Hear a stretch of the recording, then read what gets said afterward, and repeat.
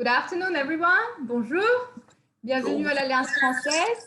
Welcome to Alliance Française of Washington, D.C. My name is Natasha Zawadzka, and here with us, we also have Executive Director of Alliance, Sarah Diligenti, who is herself from the south of France, and she may be willing to share some of her insight on the recipes. And yeah, we are very happy to have Anina Bell and Sebastian Giannini again with us here at Alliance Française online. Their debut cooking workshop was a tremendous success back in April. And here they are again to share with us yet another great recipe from the south of France, Le Grand Aioli. And also you will learn today how to make your own baguettes in just 2 hours, actually. You didn't need to prepare anything in advance.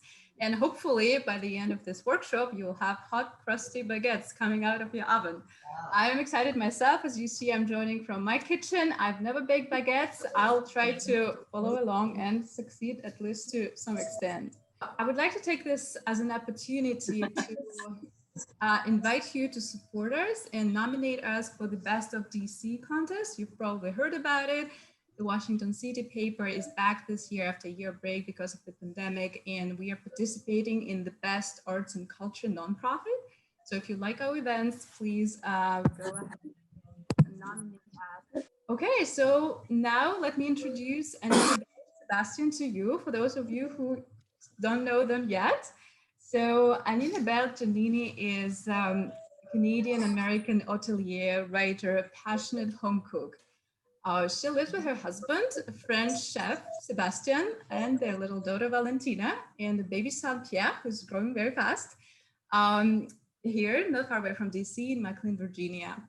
So Anina Bell actually met her husband, Sebastian, who is a native of Toulon, France, back when she was on her university exchange in the French Riviera. So they lived 8 years in the south of France and then moved to Montreal first and then to Washington, D.C. following their professional opportunities. And so when we arrived here, they were dedicated to maintain that style of life they adopted back in France. And that's what sparked the idea of creating their blog, which Anina Bell launched in 2018. And where you will find delicious but easy to make recipes from France. So today we'll be discovering 2 great recipes. And with this introduction, I guess I'm handing it over to you, Anina Bell. Merci beaucoup, Natasha. Hello, everyone. I'm Anina Bell. I don't know how to add on to the introduction that you gave me. Thank you so much. That is really so sweet. This is our second live cooking class with Alliance Française. And you'll have to excuse me, my 10-month-old son, who should have been napping right now, is not napping, but that's a day in the life in our house.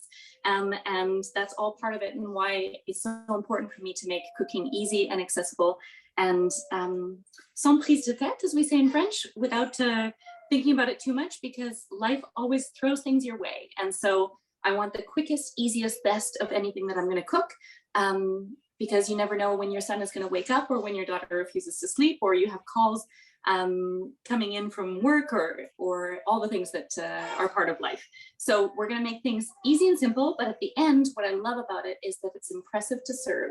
It makes you feel like you're having an exceptional experience and a restaurant quality experience, even better than a restaurant quality experience many times, because you're surrounded by the people that you love. You control the environment entirely, and you can really pick and choose what really suits you the best.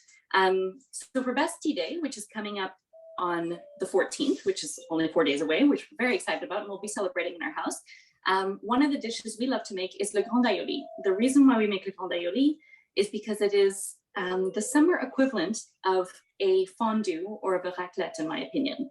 Fondue and raclette are such warm, convivial dishes because you share them with friends, everyone takes a little bite, you mix and match. Le Grand Aioli is very much like that. It's a very fancy dipping platter that we'll make from scratch. And you're gonna learn really 5 recipes in one today, if not more. But at the same time, I love having a Grand Aioli with a baguette. And 1 year ago in quarantine, I taught myself how to make French baguettes for the very first time. And so it's been 1 year of working through this recipe and really trying to get it as short and as quick as possible. And so we are 8 minutes in, but we're going to get these baguettes done in under 2 hours. So we're going to start right away, if you don't mind. And I do have to say hello to my mom, who's in Penticton, British Columbia, who I have not seen in 2 years. So really, really glad that you're here too, Mom. Merci. Okay, on y va? Are we ready? So baguettes, the first thing we have to do is make the yeast rise. We are going to take 8 grams of active dry yeast. I use this one here, Bob's Red Mill, but you can use Fleischmann's packet. You just really need 2 teaspoons if you don't have a scale. I always use a scale because I like the precision of it. I have this little scale right here. Voilà. And I'm going to put 8 grams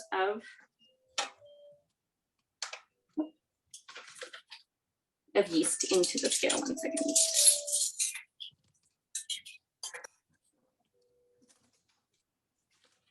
And baguettes are one of those really intimidating things. But then when you actually try this recipe, which first was passed to me from my friend Juillet in Montreal, when I saw that she could make baguettes, I was like, oh, wow, I should be able to make those too. That looks amazing. She shared the recipe with me. Then we tweaked it, added more Provençal flair to it, like with the olive oil, and really worked on the rising and the cooking time to have a consistent result every single time. And this is the recipe that you're seeing today and that I shared on my blog. So 8 grams of yeast, and then we're going to take a cup and a quarter of water, and I'm going to warm it up for 45 seconds. Not 30 seconds, it's not quite warm enough, but 45 seconds is just perfect. Voila. 45 seconds is just perfect. Too hot and you'll actually kill the yeast. Not hot enough and you don't wake it up enough. So that is definitely a trick, is have warm water that will wake up the yeast. Then I'm going to take 1 tablespoon of honey. You can use any honey that you have. I have Miel de Lavande de Provence. Yes, it's a cup and a quarter of water. I saw that question coming in. And the honey is actually going to wake up the yeast. Many recipes use sugar. I like that this one uses honey. And in about a quarter cup of water, is it a fourth of a cup or is it a full cup? It's a cup and a quarter. A cup and a quarter, okay.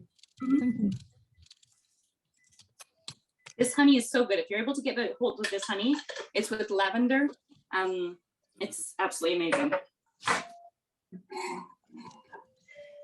So I'm going to take a big bowl like this, and then you have your active yeast in there and your honey, and add the warm water in. And I'm going to give it a little stir so that the honey is mixed in with the water. And we're going to leave this for 10 minutes. And I'm going to set the timer.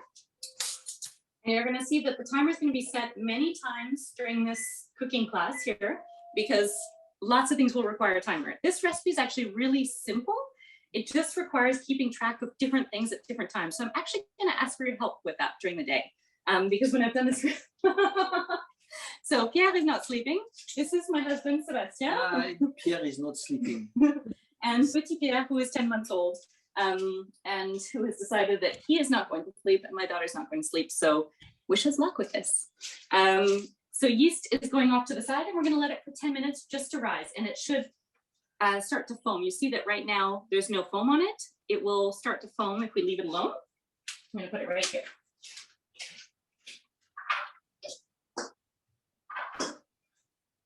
Now, while that is starting, we're going to start cooking the vegetables, because the Grand Aioli is all about keeping different vegetables at their best. And this is one thing that I love about French cooking, is that there's really de la maîtrise. So things are really well thought out.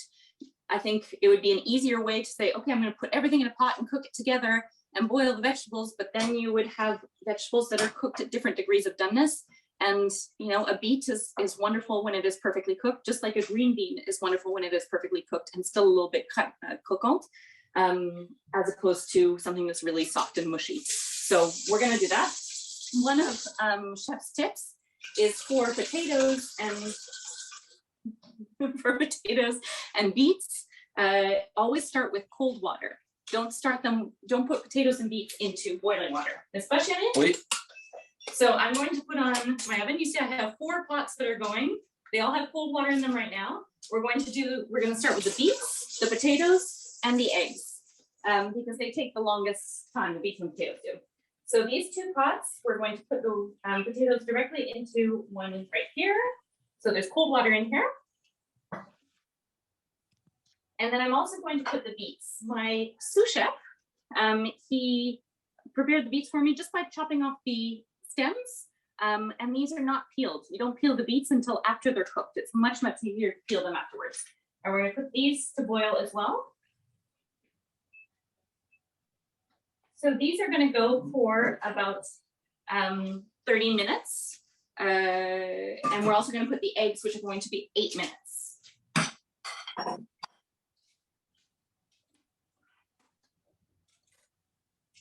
So I have 4 eggs. We're going to bring the water to boil first. We recently changed to an induction oven January, and we honestly will not go back. How quickly it goes to boiling water is really something impressive. Like the water is already hot there. So we're going to cook the eggs, and then I have another pot here, which we'll start with the broccoli, I think. And we're going to cook the vegetables little by little. And as we finish them, I'm going to put them in a big platter. They will be chilled, and then we're going to put them in the oven at the end to warm them up a little bit. You can have an aioli cold or hot. And yes, we are using separate pans for each vegetable. Some of the pans I can use again, such as like the broccoli and the cauliflower, I will use again. But for example, the beets, we're going to use fresh water for whatever I cook afterwards. It really depends on the vegetable. So yes, it requires a few pans. If you're doing a picnic, you can completely prepare this aioli the day before. And actually the vegetables are really nice the next day, even if you just warm them up a little bit before. So it's actually, yeah, we're starting. Do you add salt to the water in the pots for the potatoes and the beets or the eggs? What do you say, Ben? We don't need to put salt, on this case, because we are going to make the puree with the potatoes. And finally, the aioli are going to season, themselves. The beets is not necessary, because we just want them cooked, and to have the skin soft. That's it. Mm-hmm. If you put this on the oven, cook on the oven, you can put on a crust of salt. Or if you peel your potatoes, you can salt the water.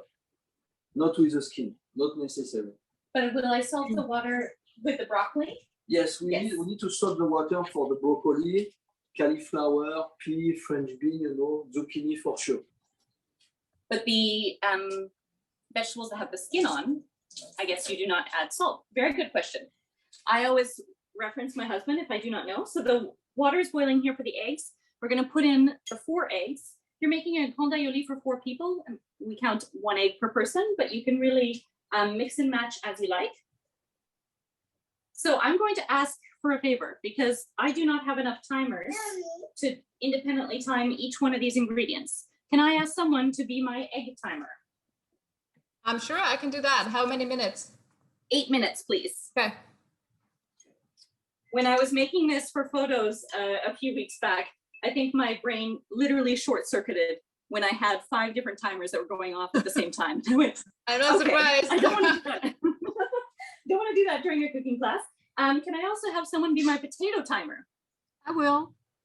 Perfect, thank you. Potato timer and beets timer, 30 minutes on the clock, please. 30 minutes on the clock, okay.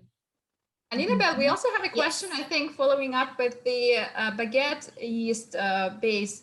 Catherine is asking if it's a teaspoon of honey or a tablespoon. Teaspoon, 2 teaspoons of yeast and 1 tablespoon of honey. Honey. 1 tablespoon. Tablespoon. Okay, thanks. Yes. Yeah. Melanie is asking how many potatoes? So in the recipe, I put 8 potatoes because I've already cooked a few. I only put 6 in the pot right now, but I would do 8 potatoes, counting 2 potatoes per person. Thank you. Does that work? And now we're going to do the broccoli. Is 10 minutes. Do you mean you put something up? No, these are the small ones. I would put 5 minutes. So we did a little ingredient change. Instead of having the thick head of broccoli, I have the little baby broccoli. And so these I'm only going to put in 5 to 7 minutes to cook once this water is boiling here. And I'm going to put some salt in the water. Thank you, baby. What temperature should the baguette oven be preheated to? 460, but we're not going to do that yet because then the kitchen's going to get really, really hot. I'm going to put the baguettes in the oven at 430. And so I'm going to start heating the oven at about 415. So we've got a little... Oh, sorry, I heard 460, 415, okay. No, at the time. Oh, yeah, right, okay. 460 is the temperature. Oh. I'm going to bring this down a little bit so I cannot put this surface fan on. And we're going to add the broccoli once it boils. We've got green beans here. We have cauliflower. We have snap peas. We have zucchini, radishes, and artichokes. But the wonderful thing about a grand aioli is you can really mix and match as well. If you don't like those vegetables, if there's any vegetables that you love, like I know Sarah, you love fennel, you could absolutely do fennel with a grand aioli. The wonderful thing about grand aioli is you can get creative with it, and there's no wrong answer. This is what Pierrette, my husband's grandmother, likes to use for the grand aioli, so this is what we use, but feel free to mix and match. Okay, I'm going to put broccoli. He says, wait a minute for the broccoli. So we're going to take the yeast. Thank you.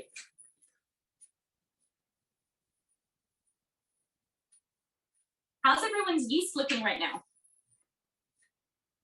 I'm going to show you. It actually smells so good already. Oh. Cloudy, Okay. says somebody. Cloudy, Melanie says it's cloudy. It's cloudy. Is it foamy? Is it foamy? No, it's not foamy. It should look like this. Bubbly a little bit, right? Yes, it's a little bit foamy, not everything. Okay. So you're looking for foamy yeast. Sometimes it's foamier than others, but there is one thing with baguette baking, is that if your yeast is not foaming, then you're gonna have to find new yeast and start again. And often yeast, if you're not baking, is very often can go bad. Yeast is an active ingredient. It's alive. And so if you're not seeing the foam, if it's just cloudy and there's no bits of foam on top, then likely your yeast is not good and you're not going to get a rise out of the baguettes no matter how hard you try. So that is one tip I learned, and I have used yeast that's gone bad that I got at the beginning of COVID, and then 6 months later, I tried to use it and it really did not work. So if it's not foamy, it's not you, it's the yeast. So now we're going to mix the baguettes together because I got 8 seconds on the timer there. I use bread flour, King Arthur bread flour. You can use all-purpose flour for this recipe. I made baguettes the other day and with all-purpose, and it works very, very well.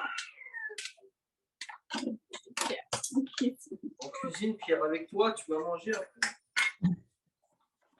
So we're going to do 2.5 cups of flour. I've got 1 cup, and I just put it directly into the water. And another cup of flour. Are you adding it into the yeast mixture or to the... Yes, directly into the yeast mixture. This is 1 pot recipe. You want to make it as simple as possible for yourself. And it's 2.5 cups.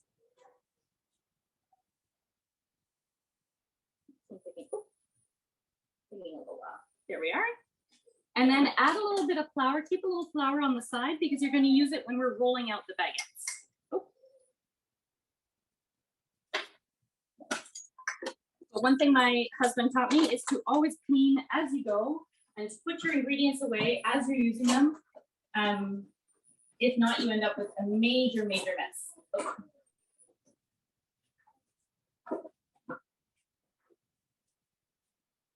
Okay. And then we're also going to add the olive oil.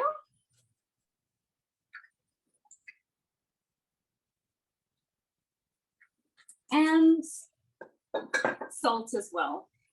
I know this by measure now by feel because I've been doing this for a 1.5 years. I think I've made at least this baguette recipe 50 times. The official recipe, I believe it's a tablespoon of olive oil and a teaspoon of rock salt. You just have it like this and mix. I'm using a dough hook, but you can absolutely use a spatula or a wooden spoon, anything that is available to you.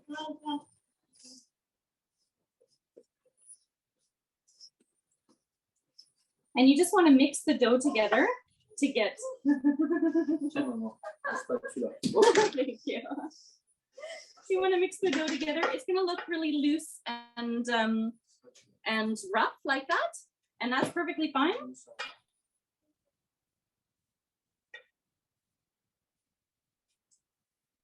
Thank you. And now I'm going to go in with my hands.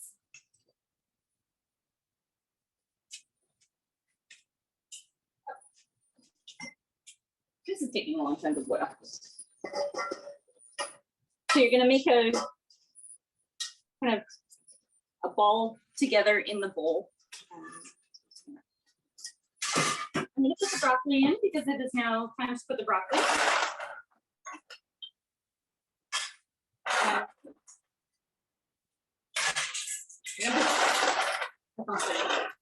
6 minutes on the timer. Here we go. So now we've got a bowl of a ball of dough here. I see you, Natasha. Time for eggs. Is it time for eggs? Yes. Okay, thank you. See, there you go. So the eggs, we're gonna turn off the water. What? No. I'm going to tip out the hot water and put some cold water in because I like them jammy so that they're nice. The yolk is really bright yellow. Karen has a question. She says her dough is very wet. Can she add a little flour? Yes. If the dough is very wet, so it really depends on altitude, on so many different things. I found that temperature, when it is raining outside, that the dough is completely different than it is when it is when it's a dry heat. In the summer, I find that my dough is really dry right now, like this. But yes, add a little bit of flour, but don't be afraid if it's wet. You can still work with it, and it will still rise. If you got the foam, it's almost impossible to mess it up from here. Good point you made, Annabelle, about the altitude and the temperature, because I remember that when I was, because I'm not a good baker, okay, even though I'm French, don't ask me. So if I make this baguette, I already told Anina, I will take a photo and I will actually frame it with my French baguette written underneath. So, but I remember, because my family on my mom's side in the south of France, some of them are in the Pyrenees and some of them are in Provence. And so in the Pyrenees, my auntie always mentioned the fact that the altitude was playing something in her baking. And I didn't believe it until I learned a bit more in physics or chemistry in high school. 100%. Like now I find my dough is very dry today. Yesterday, we had a big rainstorm in Northern Virginia, DC, and my dough was much more humid. So we're actually going to do a fast track on the recipe that I have on my blog. We're going to shape the baguettes right now. Thanks, Viv. So what I'm doing here is just kneading, getting them together in a ball. You've got a nice heavy ball of dough here. And I'm actually going to split this ball in half in order to roll out the baguettes. And I'm going to eyeball it. But my husband says always measure to make sure that it is really the same size, because of course, if it's not the same size, it will look differently. My trusty scale, I use the scale all the time. It is 23 minutes. You take them up? There was only, so time to take out the broccoli, it was only 4.5 minutes, but these ones are very small baby broccoli, so it doesn't actually take that long to cook. So here we have 350 grams. Not that on my eyeballing. I had one that's 350 and one that's 380. So I'm really just going to take out a little tiny pinch. Don't need the scale anymore. What brand is your scale? That was a question, okay. Escalier, if you go to my blog, you actually have my kitchen equipment tools. I did a blog post that links everything that we use in our kitchen to make our food every day. And so you'll be able to, you have the links for each of the direct pieces. So I'm gonna roll out the baguettes. In order to roll out the baguettes, I start with like a little ball here, and I've kneaded it a couple times. Now I'm gonna fold it over and I'm gonna pinch it. So it makes kind of like a clam shape. I'm gonna pinch it together like this. And then I'm gonna roll it over itself. And then I'm just gonna do this. I'm rolling it out. Looks so easy when you see it, right? It's actually, well, and this is the thing. I'm going to show you two different versions, right? But it's actually just watching the movements. I first learned to roll out the baguettes by watching my husband. I researched it on YouTube to make sure that he was right, which is the most annoying thing in the world that I do in his mind, because he's like, just trust that I'm doing it correctly. I'm like, well, yes. And it actually makes it so much easier to just watch someone do it, because it's actually very, very easy. So you have like a cigar shape here, and I just continue to roll it down. I bring it up to the top of the cooking board and roll it down.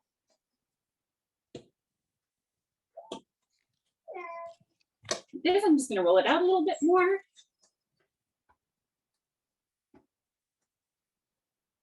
And you can also stretch it out with your hands as you're doing it.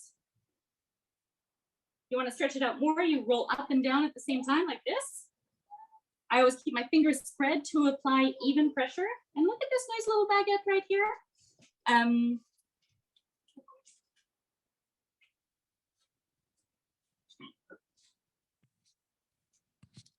And then one of the investments that my husband gave me was a baguette pan after I started making baguettes a lot more. But you don't need a baguette pan for this. You can really use just a cookie sheet.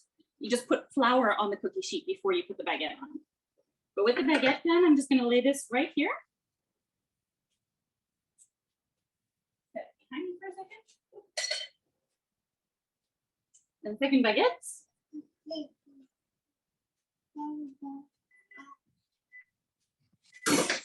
So how long are these baguettes right now, if you would measure them in what, inches? 12, yeah, the length of a ruler. Okay, that helps, thanks.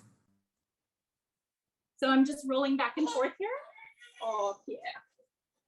And I'm purposely not touching the vegetables right now, because if I were to do that, I would overextend myself. I will get back to my boiling pots of water in 1 second.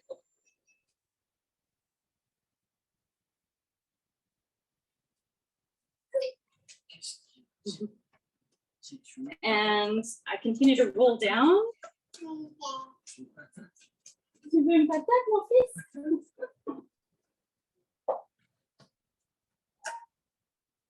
And I kind of like it. It's a stress reliever when you're doing these baguettes. And you can stretch them out a little bit like this. I'm twisting my hands like this and stretching it out. If we don't have a special sheet, can we just do it on the baking sheet? Yes, you on the cookie sheet, like I said, and you put flour on top. Flour on top, okay. Put flour on top so it doesn't stick. This is a USA pan that I have. USA pan makes the best nonstick pans in my opinion. So I have two long baguettes like this that almost fill up the pan, and then I'm going to sprinkle flour on top. It really makes that nice artisanal look to them.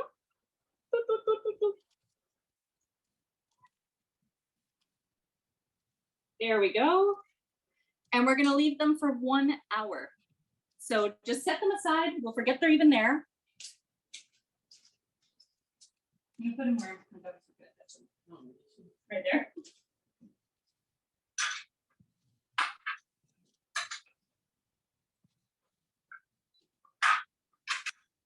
There we go. So let's forget about the baguettes for a little bit, and we are going to go back to the vegetables. But if you're cooking along with me, make sure that you clean your workstation, because there's nothing worse than a dirty workstation.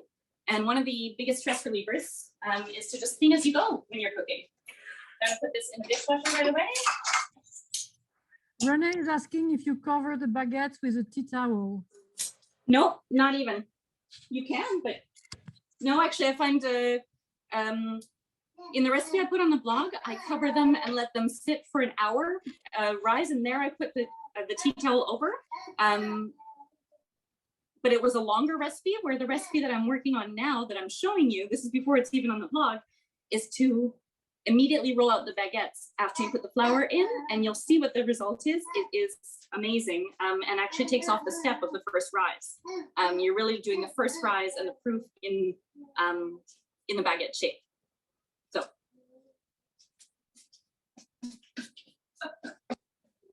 Oh, careful.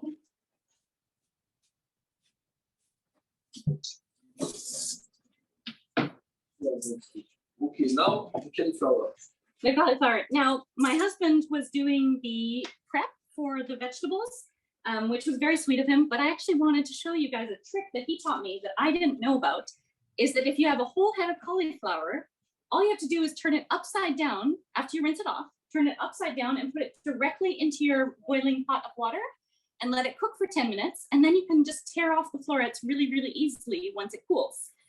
Because I find that chopping cauliflower florets is actually quite difficult to do and it gets everywhere. I thought his trick of turning it upside down was a really great trick. So if you're cooking alongside with me, don't even bother about chopping up the cauliflower. Just take the entire head and pop it in the boiling water and let it sit for 10 minutes. But we're gonna put these here. So we put some salt in the water.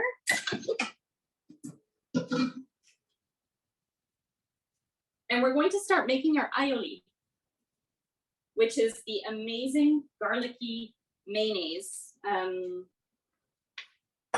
that the aioli is named after.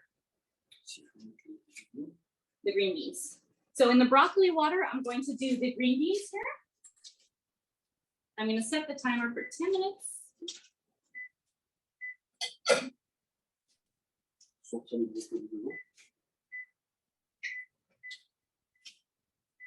So timer is on for 10 minutes for the cauliflower. And now I'm going to put the broccoli in, or the green beans in, for 5 minutes. Who can be my green bean timer? I can do that. Anyone? 5 minutes. 5 minutes for green beans. And they're going into the water that the broccoli was in. Green vegetable, green vegetable. And it's already salted. So that is done. And the broccoli, so this is a really good trick. This is an ice bath, that when you take the vegetables out of the boiling water, it's good to put them in an ice bath, and that keeps them really fresh and bright green and crispy as well. So I'm going to take these broccoli and I'm going to put them in a serving platter that I have. He's correcting the way that I'm putting the broccoli so that they're all facing the same way. The art of presentation is something that I respect a lot about French cooking, and that you can see is almost just muscle memory for French chefs like my husband.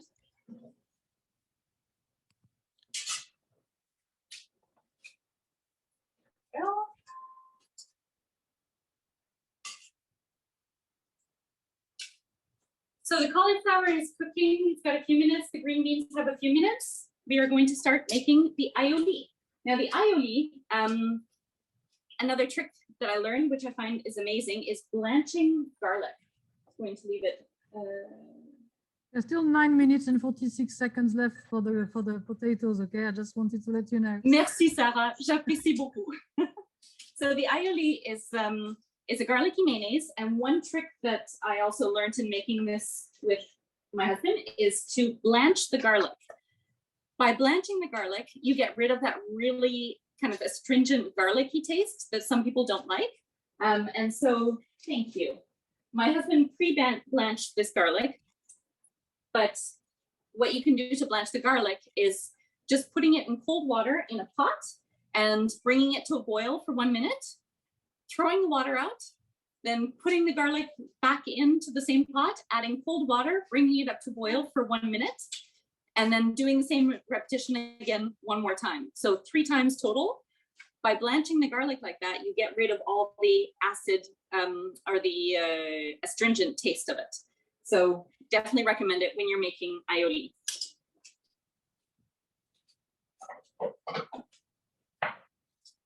Thank you. So I'm going to use a food processor. This is my, I use this food processor. This one is about 10 years old. This is a KitchenAid immersion mixer. And no, unblanched garlic is not a problem. And I understand the problem of being out of pots, as right now I'm out of pots at the moment too.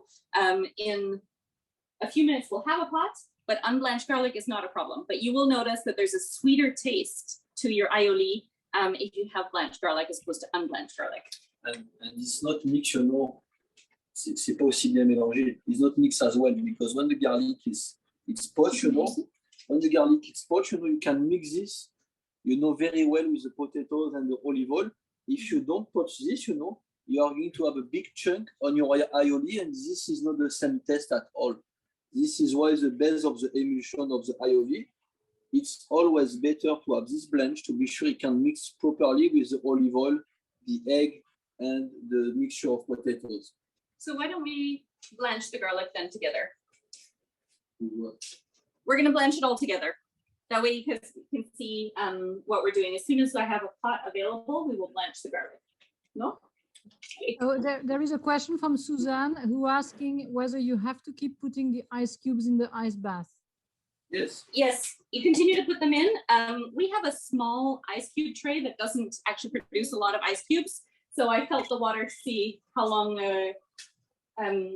it stays chilled. But yes, keep on adding ice cubes so that the water remains chilled. The green beans, garlic, do you put, I'm sorry, I just have a question for the garlic. Do you put it in water in the, do you, like, do you put it in the shell, sort of, right? Or no, you take off the shell. Okay. So you peel the garlic. Okay. So you take the cloves of garlic and you put it directly in the cold water. So it's 4 cloves of garlic, and put it in a small saucepan with cold water and bring it to a boil. It's time for the green beans. Okay, thank you. I'm gonna try this. Oh, it's nice. I like them really nice and crispy. Thank you, Ben.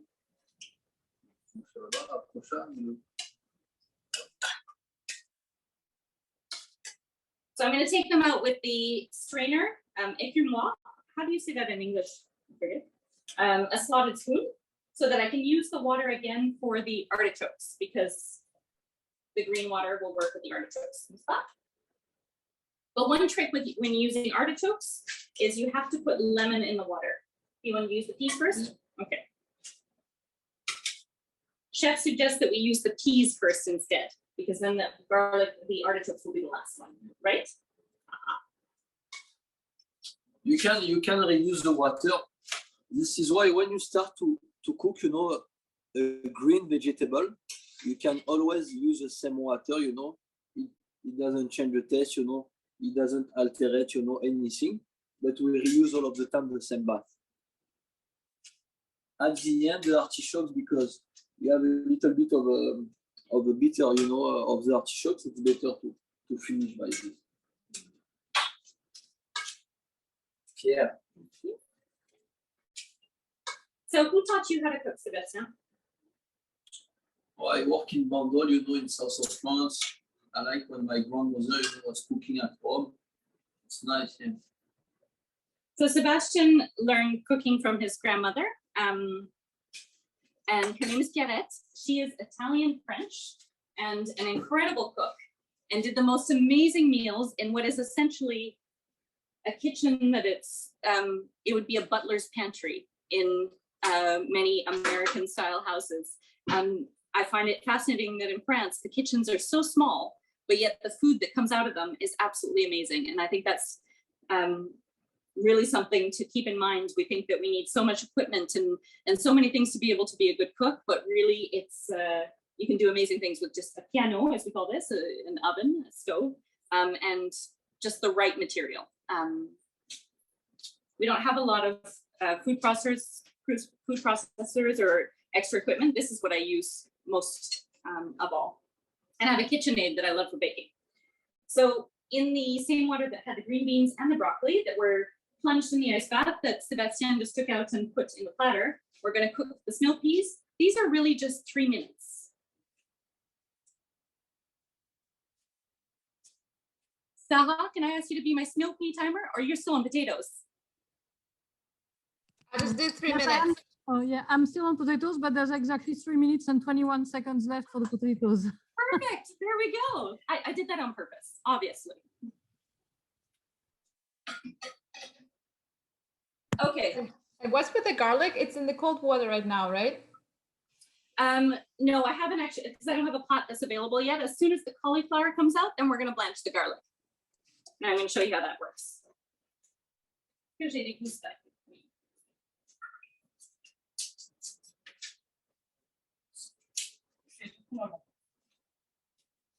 What we are going to do, we're going to separate some egg yolks. So the aioli, I need 2 egg yolks,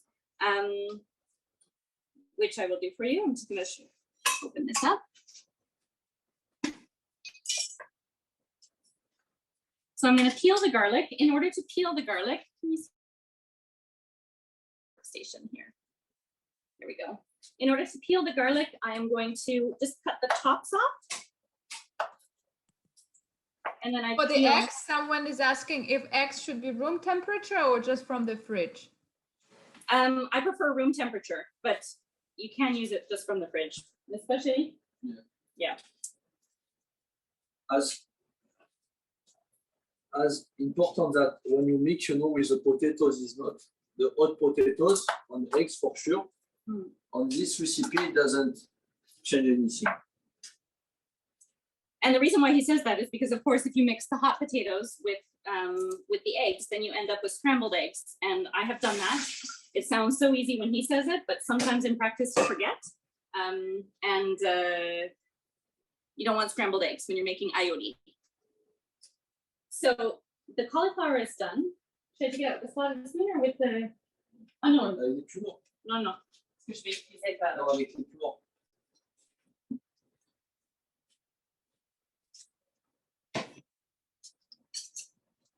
And take out the cauliflower because then I'm going to use this pot for the garlic. The cauliflower goes in the chill water bath as well. There's 2 questions, Annabelle. One is about, is there any problem to eat raw egg yolk like salmonella? And the second is about, are the potatoes for the aioli supposed to be hot? No, the potatoes for the aioli that you're going to serve whole, they can be hot, absolutely. They should be hot. I pre-cooked some potatoes that I'm going to use to make this aioli. So you can, if you don't have a cooked potato, you can wait until the end of the class. Sorry. So you can wait until the end of the class to make your aioli, and we can do that together. Because if the potato is boiling hot, you don't want to use it directly in the aioli, or you can run it under cold water as well to make with the aioli to mix with the egg. And as for the egg question, yes, there always is a risk. It's very, very important to use fresh eggs. French cooking uses a lot of egg yolk. Potatoes. And snow peas. Snow peas. Thank you, appreciate it. So I'm going to take these out. Appreciate it. I'm going to take these out. The cauliflower, because I need my ice bath. Meanwhile, someone is asking, what's the brand of your stove? This is an IG profile induction oven.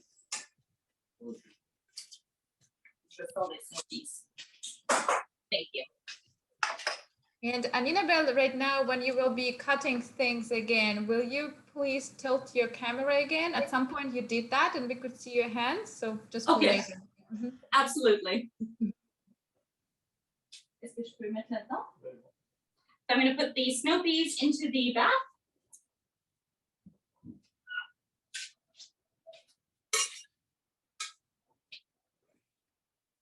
Somebody's asking, so this is not a recipe for pregnant women with the raw eggs. If I can say something, I don't know what's in France about raw eggs, but when I was pregnant, I had raw eggs and raw meat. But that was back in 1989 when we knew less than what's now. Very true. As a woman with 2 children, I probably wouldn't have eaten the aioli when I was pregnant to be careful. So yes, if you're pregnant, I definitely don't recommend eating raw egg. This is a raw egg in a mayonnaise. Can you do the same recipe without eggs? Can you do the same recipe without eggs? Just making a pure mayonnaise. Is that? Do you want to explain how you would do that? I think it's you can do this without eggs. With olive oil and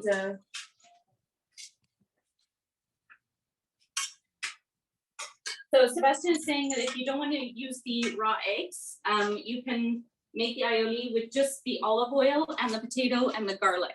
And it won't have the same consistency, but you're still going to get that really nice dipping sauce. So now I have, I still have water. I'm going to add a little bit more hot water because we're going to put the artichokes into the water. I'm going to use that for some from the cauliflower. Put the artichokes whole. Just comes out whole. But remember, lemon when you're cooking the artichokes. Oh, that one still has a sticker on it.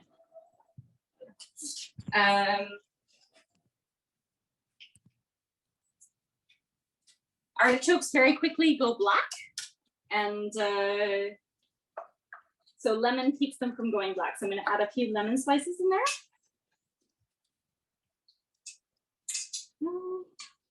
Okay. Voila. And I'm going to roll this over. How are those potatoes looking? Oh, the potatoes are done, aren't they? Yes, they were. I told you when they were like 2 minutes ago. Yes. Perfect. So we're going to test them with a knife to see if it goes in easily.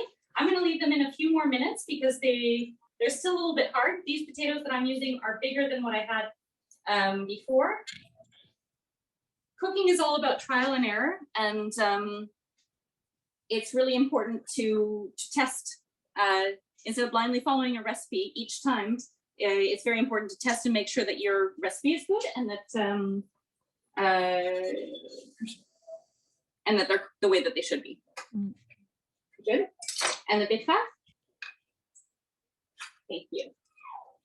And we're going to put a lid on top of the artichokes to keep them submerged in the water as well. And no, we did not trim these artichokes. For presentation sake, with the grand aioli, we're going to leave them whole, and then you can take the leaves off. And that's also really nice that you can dip with the aioli sauce.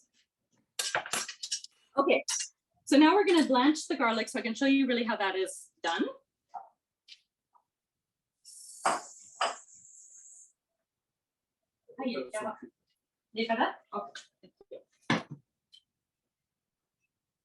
So garlic, I'm going to put in directly in cold water. And you're going to bring it to a boil while you have the cold water going, and that's going to take out the acidity of the garlic.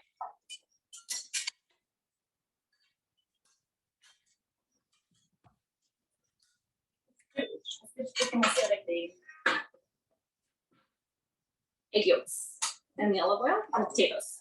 So I'm going to start while the garlic is blanching. I'm going to start with the egg yolks. So I have 2 egg yolks. I'm going to show you how I take out the egg yolks.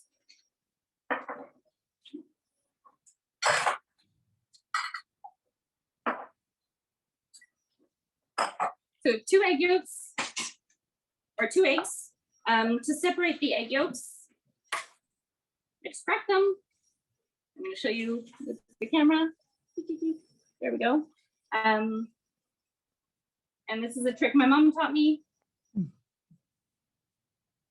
It's just bouncing the egg yolk from one side to the next until you don't have any more whites left and you just have the yolk. 1. Somebody wants to know if the garlic is already in the water. Sorry, I just saw the question. The garlic is in the water. We start it cold.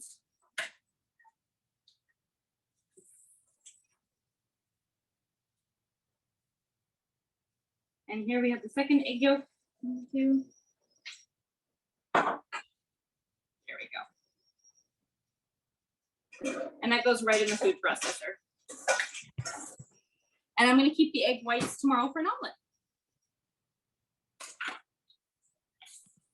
I have a little question. My dad, when he bakes, he always tells me that while the dough is rising, you shouldn't be making any noise.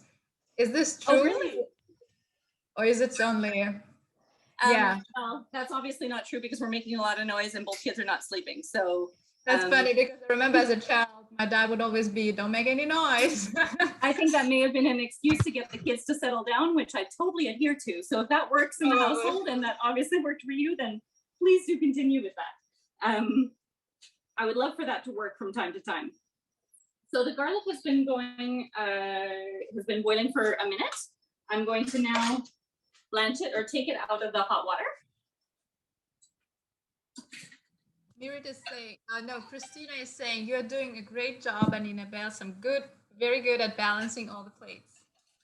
Oh my gosh, it is. It's incredible. It's like we're juggling in this household. And I think that it's always like that in COVID anyways. I think we get very good at multitasking and doing multiple things and taking curveballs. So thank you very much, Priscilla. I appreciate that. The garlic, we've already had blanched once. I've emptied the water out of the pan. I'm going to put the garlic back in the pan at cold water.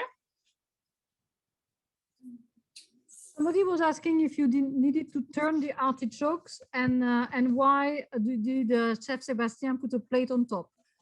To submerge them fully so that they cooked. Because artichokes float up to the top. And if you don't put the plate on top, then it's very difficult to get them to cook evenly. So, and no, we don't trim them. We didn't trim them for this recipe because we're going to use it for presentation's sake. So they have the big full artichoke. The garlic I just put in to cold water. I'm going to bring it back up to a boil. And so you did bring it to boil the first time, right? And then you take it back. Okay. And then we put cold water back in and bring it up to a boil again. Let it boil for a minute. And then we're going to do it one more time. And the garlic will be nice and blanched. And it will be it'll be delicious. And yes, you saw that there was more garlic because I'd already blanched some garlic beforehand, and I added more garlic in there when I was peeling it. Because my sous chef had prepared the garlic cloves already for me, so I didn't even need to blanch them. But I wanted to show you. So yes, there's double the amount of garlic in there. Good eye. We're not going to put all of it in the recipe. And the artichoke is 10 minutes. And I did not set the timer for that, so thank you very much. I'm going to set it for 7 minutes. It's not bullshitty. 7 minutes. There we go. Grand aioli, usually, it doesn't take a lot of time to cook, but as I said, when you're cooking in a condensed time with many pots on the stove, it is a whole bunch of moving pieces, but we'll get through it. So the garlic has been boiling. The garlic is at a strong boil, so I'm going to drain it out again. So for the artichokes, that was 10 minutes total, right? 10 minutes.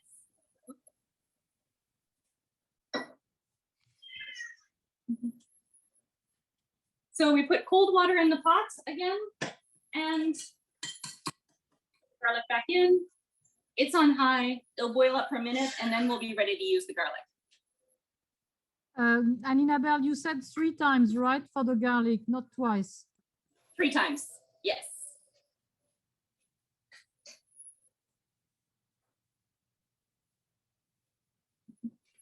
And I just want to show you what the baguettes are looking like right now. So you're getting a nice rise on them. They're starting to look a little bit puffy. We're a half hour into the rise, so this is looking really good, and I'm happy with them right now. So we'll move to the side.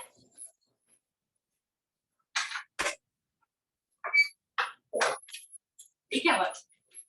Thank you.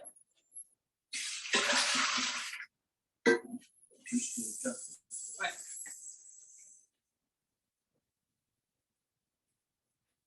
While we're waiting for the garlic, I'm going to start the carrots because we have carrots as well.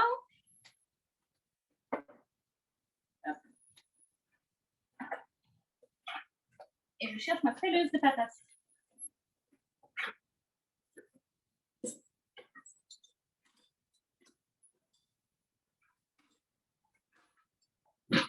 I always like when I'm cooking, I always have a side bowl that I use for kitchen scraps, and it helps keep the mess down a little bit as well. So the water is boiling there. We're going to put the carrots in them. And I'm actually going to keep the fans on the carrots. That pot big enough, maybe? Not quite.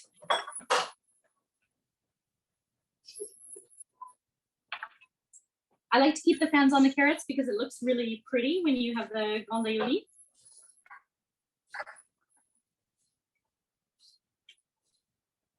And Isabelle, if the potatoes 30 minutes was also for the beets, I just want, I can't Yes. remember. Yeah. It is for the beets. We left the beets on a little bit longer because they were bigger beets than what we normally use. And again, that's where it's really important to test because each ingredient is different. The size of one carrot and one beet will change the cooking time. Which is the which? Okay. Which is also really good about using a kitchen scale when you're baking. I highly suggest the kitchen scale because it makes your life much easier because then you're removing all of that margin for error that you would have if you're just using cups or individual ingredients. I'm going to turn off the beets. Let's take a look at them.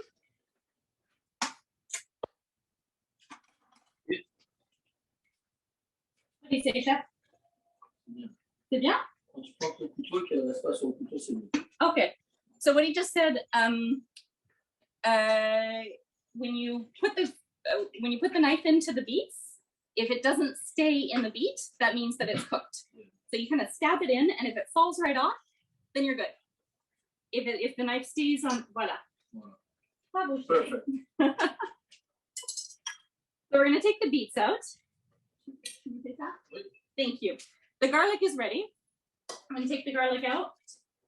So we're done with the garlic. The garlic is really white right now, which is actually kind of nice. And it's Blanch, white. It's a French cooking lesson at the same time. So I'm going to put the question there, Anina Bell. Is it difficult that is intimidating to cook for a chef? Many people do find it intimidating. Absolutely. We don't have a lot of friends that invite us to dinner. I will say though, I mean, we've been together for 15 years. We've grown up together. My husband has never criticized what I have made for him. He always finds it incredible when someone takes the time to cook for him. And so I'm happy to learn. And he has always prided himself on training the next generation of chefs as well. And so while I do not think that I'll be running a big kitchen in a big hotel like he has done, I enjoy cooking for our family, and I enjoy writing the recipes down that are his childhood recipes and his family recipes so that our children have that as well. So yes, it can be intimidating, but chefs just really love to be cooked for as well. So it's about pleasure. And having a ripe peach when it's at the height of the peach season, like right now, is one of the greatest pleasures in the world. It doesn't need to be cooked. It doesn't need to be reworked in any way. And so, yeah, if you're cooking for a chef, when in doubt, just use seasonal produce and make a big, beautiful salad, and everyone will be happy. It's easy. Okay, carrots. I'm gonna ask the chef because est-ce que je les coupe? Yeah. I have to cut them. Do you want to cut them? Tu peux en biseau. En biseau? En biseau. Biseau. Biseau. Oh, I'm learning a new word. It sounds like bisou, but it's biseau. Oh, perfect. So he cut them in half diagonally so that they would fit in the pot that we have.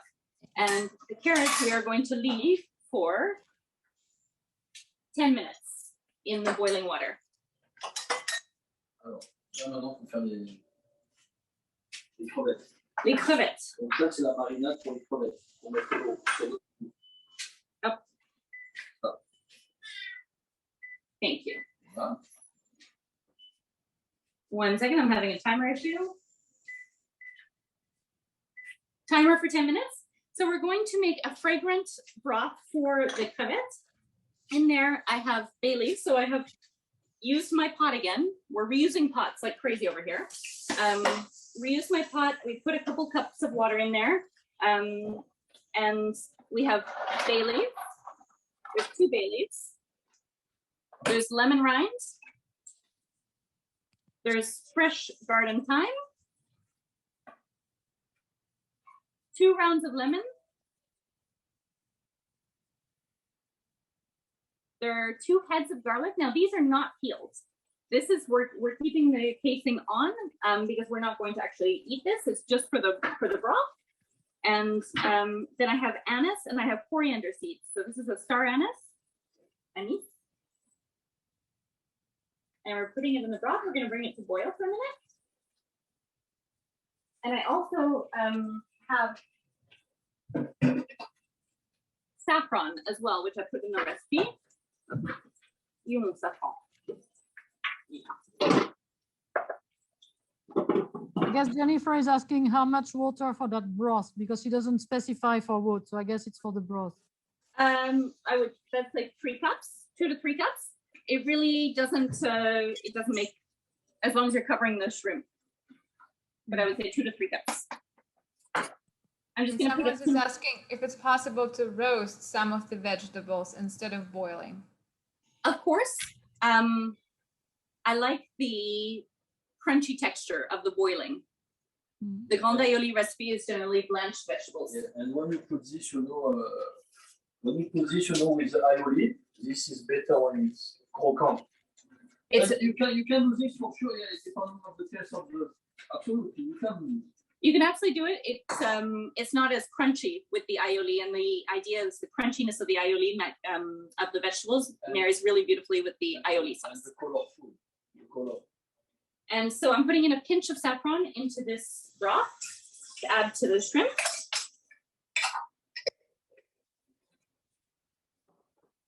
And as always, we improvise. I went to the store today to get raw shrimp, and we only were able to get already cooked shrimp. So I'm just going to put it in really just for a minute. But cooking time for the shrimp, just to remind you, 1 moment, is only 3 minutes anyways if it is raw. The moment that the shrimp turns pink, that's when it's done.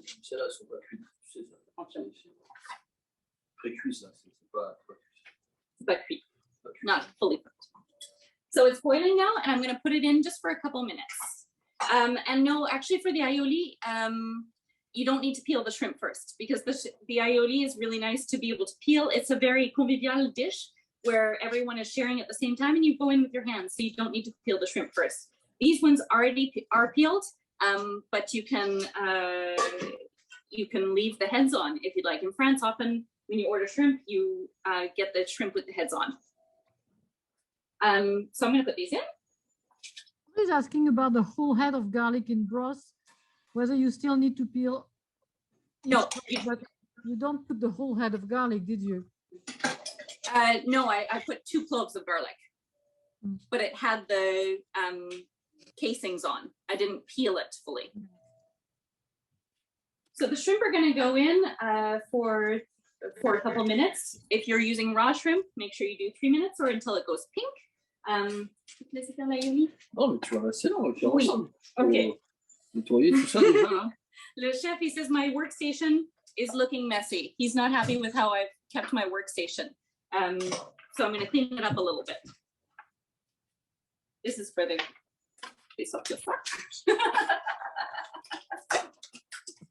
And Anina-Belle, in the broth, what about the lemon? Did you add 1 1/2? No, I have 2 slices of lemon. 2 slices of lemon. Okay. Yes. You want this, fresh, and the thyme with lemon and saffron, are going to give this freshness. The saffron, for the color, obviously, because you can see that you have some yellow color, on this, and this is the saffron. But after, you know, the freshiness with lemon and the laurel, you know, you want something nice. Nettoyer un peu. Okay. Alors, l'aioli. Letting the chef step in for this one.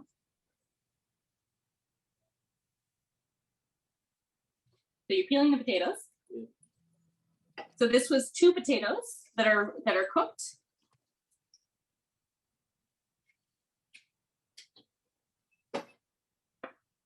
Oh, those are done. Do I put the shrimp in the cold bath or no? Yes. Yes? What is the point of putting the shrimp in the cold bath? Arrêtez la cuisson. Okay.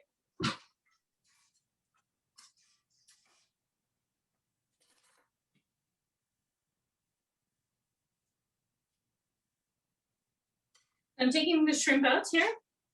They look like this. And I'm going to put them in the cold bath so that they stop cooking.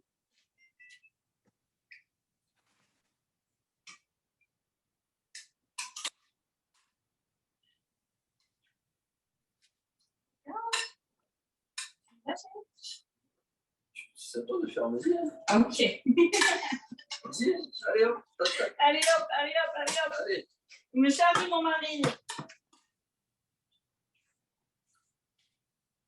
Okay. So we have the 2 potatoes in here that he has cut up, and I'm just going to smush them a little bit. And I have 2 egg yolks that are in the food processor already, and I'm going to take 4 cloves of garlic. It's important to crush them on the fork before, because you want to facilitate, you know, when you are going to put on the food processor, to be sure you have a nice emulsion. This is what, donc là maintenant il faut que tu les écrases à la fourchette. Voilà, écrase.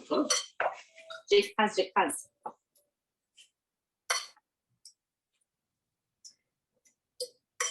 So we're getting these really nice and soft, the potatoes. And then we're going to put the garlic in with the egg yolks here.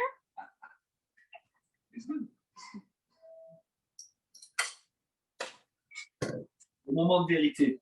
And we're also going to put in the potatoes. Just a little bit of them first, not adding all of them. Sleeping? Yeah. Okay. Do you want to say hello? Bonjour. This is my daughter Valentina. Bonjour. Bonjour. Bonjour. Bonjour. Who is also not napping. So we've been falling off trying to get them a little bit of sleep. So I really want to show you the workstation here. And I'm going to put olive oil as well.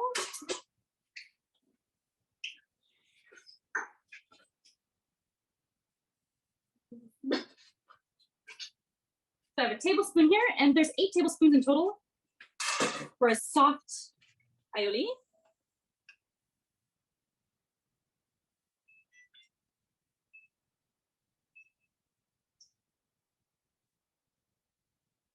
I still have a minute. I think the carrots. So I have about 6 tablespoons there. We're going to mix this together with the food processor. What brand of extra virgin oil do you like? Okay, so this one we absolutely love. This is Olive Nostra. It's from Riviera, and it's amazing. This one's not cheap. We use it more as a Algérie is very good. This is also one of the olive oils that we use for dressing. This is from Nice. Love this olive oil. This was actually a gift from Laurent, from Célia Laurent of Métier and Kinship. She is wonderful and gave us this olive oil. So we're going to check the consistency of the aioli. Ah, décidément. Al. I'm going to add more potatoes. I'm going to try it though because I love it. C'est bon.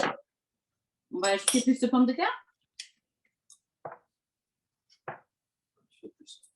So I'm adding a little bit more. So this is another important step, is always test and recalibrate as you go. I had put 6 tablespoons of olive oil in. I'm going to add 2 more. So that is for the artichokes. I'm going to try these artichokes out here. Timer off. Sorry.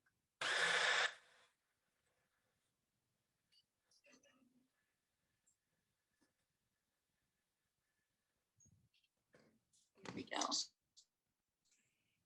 No, the carrots are not cooking anymore. My apologies. My husband works quickly next to me. He took the carrots off. They were only, I believe, 10 minutes for the carrots. Yeah. And he's so quick, he takes my spoon away as I'm using it.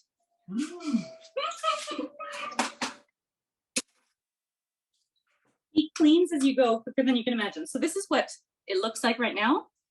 It's thick and smooth.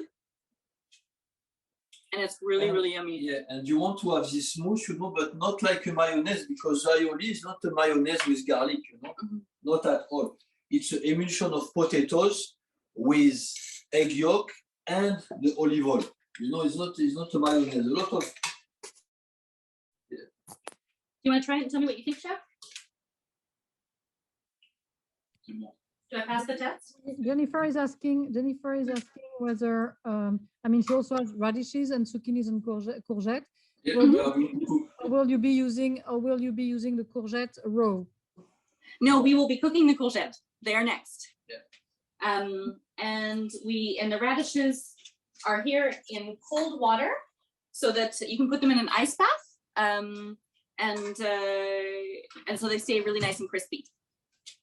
Cold is great for keeping things crispy. The radishes are the only thing that we're not going to cook. And if you want to add cherry tomatoes onto your aioli, you absolutely can. And those you would not cook either.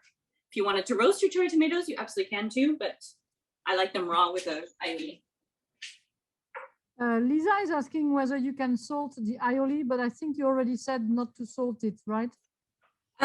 You can salt. I'm going to add a little bit of fleur de sel on the top. We actually don't use a lot of salt. Just fleur de sel.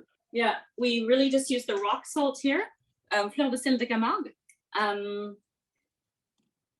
And we salt very rarely. We pepper very rarely. The herbs and spices in French Riviera cooking is really what gives it its flavor. I know in North America, our tendency is to have spices for everything.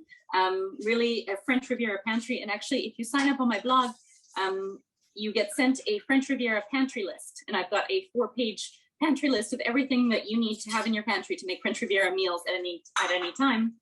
And you'll see the spices are very, very reduced. We have Espelette pepper to give a little bit of spice, but it's really pepper, and then herbe de Provence, which is thyme and rosemary and laurier, and what's the other one that's in herbe de Provence?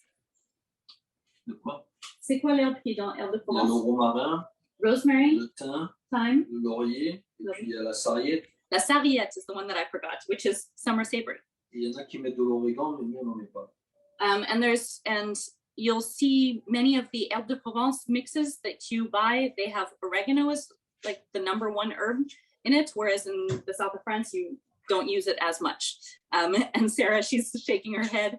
Exactly, we very rarely use oregano. So if you are at a grocery store and you see herbe de Provence, turn the bottle around, look if oregano is the first ingredient listed. If it is, that's not the flavor that you're going after. That's a more Italian seasoning, which is still amazing, but it's just not the same flavor.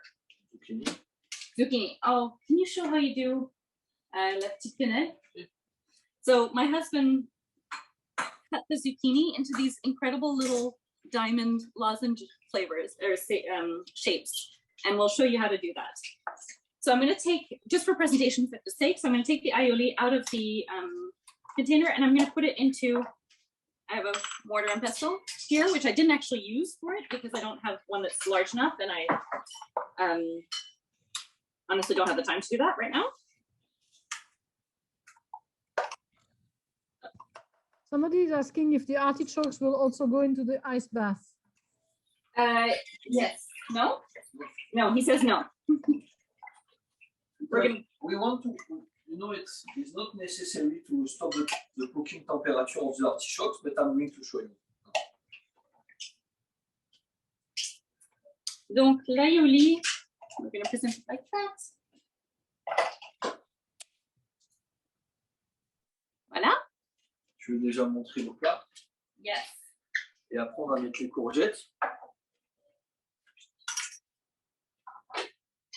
And if you are cooking baguettes, now is the time to heat your ovens. So 460 on the oven. Alors, la courgette.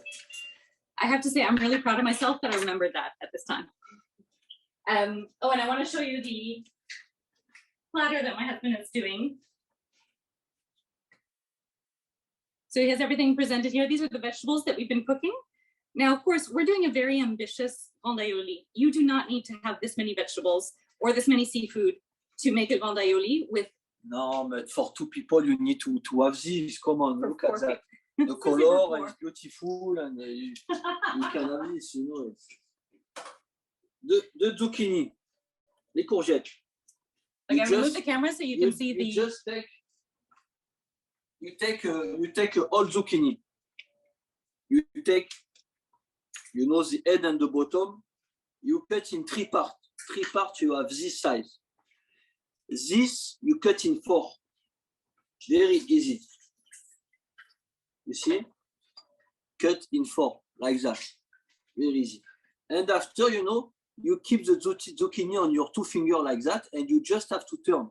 1, 2, 3, 4, 5, 6, 7. And you have something nice. It's just 7 times, We call this légumes tournés in France. 6 times or 7 times. 1, 2, 3, 4, 5, 6, and 7. And you have knife. This is nice. It's very easy, just a knife, and you start, with the bottom, and you just put this around. What you can do, if you want to help you to have the movement, to turn, you can take an egg or a lemon, and you train on the lemon, You turn the knife, and you just train to have the movement. Just for 2 minutes, every single day. No, I'm joking. You just turn like that, and after you have the movement for the potatoes, zucchini, carrot. You can do this with all of the vegetables you want, and it's nice, like that. Voila. Thank you, babe. Okay, so when they smell like this, how many minutes? 2 minutes. 2 minutes. So we have the boiling water, which I'm going to salt a little bit.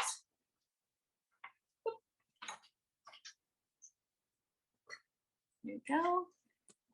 And we're going to put the courgette tournée into the salted water for how many minutes did you say? 2 minutes. 2 minutes. Let me put that on the timer.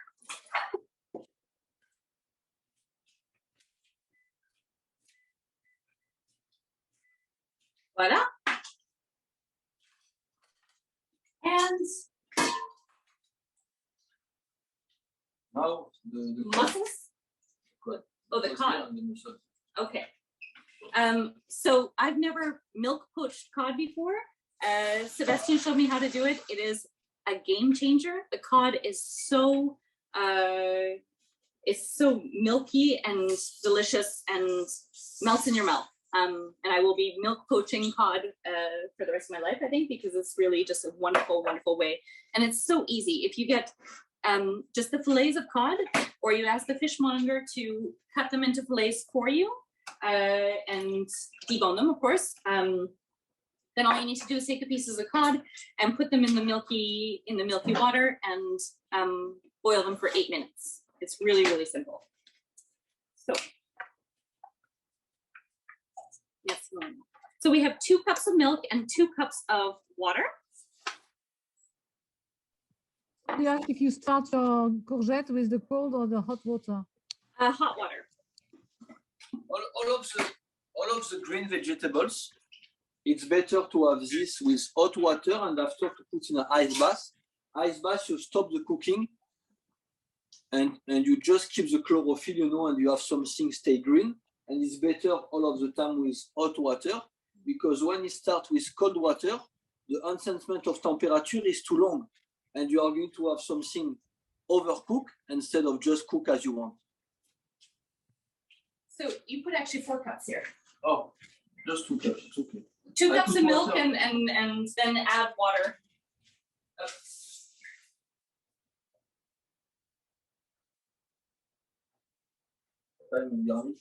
So we put thyme and garlic as well, and the garlic is not peeled. It's whole, like this. Thank you. Les courgettes. Les courgettes. Somebody's asking if it has to be cow's milk. No. No. And it could be, honestly, this is just a poaching technique. It could be white wine. It could be consommé. It could be bouillon. It could just be flavored water. And yes, you can absolutely use oat milk or soy milk or any kind of milk that you like, actually. So now we're going to bring this to a... As far as it's unsweetened. Yes, not the vanilla style. And no, it does not matter if the garlic is peeled or unpeeled with when you're poaching, because it's really just we like the flavor that comes off. Yes. But when you're not actually eating the garlic, you can leave it unpeeled. And garlic is so annoying to peel anyways. It's kind of nice to leave it unpeeled in the bouillon. So I'm going to put it on medium heat because I don't trust myself with milk on high heat. Always be careful with the meat. Always be careful. Because milk will burn very, very quickly. And you cook the fish in the same water where you remove the shrimp? No, this is a different pot. But you can do this, you know, if you want. You can do this. The only thing is that when you have a fresh cod, it's good to cook this on the milk to ensure that it stays very white and you have this nacré. Comment on dit nacré en anglais? Pearlescent. Pearlescent, yeah.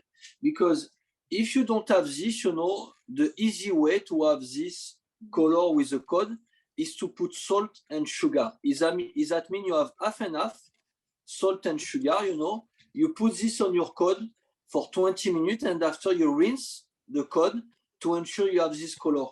Because we want to keep the product, you know, without sugar, you know, we use the milk. But you can use the same water as the shrimp. It's good. It's a good one. It's okay. Yes. This one, first ebullition. So we're first going to bring the milk and the water to an ebullition to boiling. And we're going to do mussels. If you don't do mussels at home regularly, I hope we can change that, because mussels is one of the easiest shellfish to cook. It is so quick, and also mussels are so cheap. If you go, like 3 pounds of mussels was $6 or $7, and they're wonderfully tasty. A wonderful dish if you're having friends over is to do a big pot of mussels and some white wine, and you have a wonderful evening. I actually like serving any dishes where you're eating with your hands and that there's animation involved in the eating of it, because it makes for a much more fun night. So what Sebastian just did, he put olive oil in the bottom of the pan. So we're using our coconut, a heavy bottomed Le Creuset. And he put, I would say, 5 heads of garlic there. Yes. But you can add more garlic. This is not a precise science. You have the garlic and the thyme. And we're going to wait for it to heat up. Il faut un peu de persil si tu en mets par-dessus. Yes. Sabrina is asking, where do you get mussels here in the DC area? I got these this morning at Balducci's, but you can get them at Whole Foods. You can get them anywhere where there's a fish counter. And he's just adding them directly. There is a historic fish market in Southwest Washington. Yes. DC. There is, absolutely. So if there's a beard, what he's doing here is if there's a beard on the mussel, he pulls it out. Yeah, like that. If you have a beard like that, you just take like that. And you pull it out. That's it.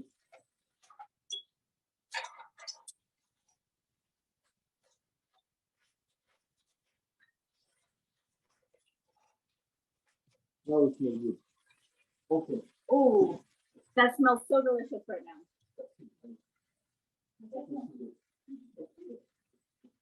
Somebody is asking how long to cook the cod for.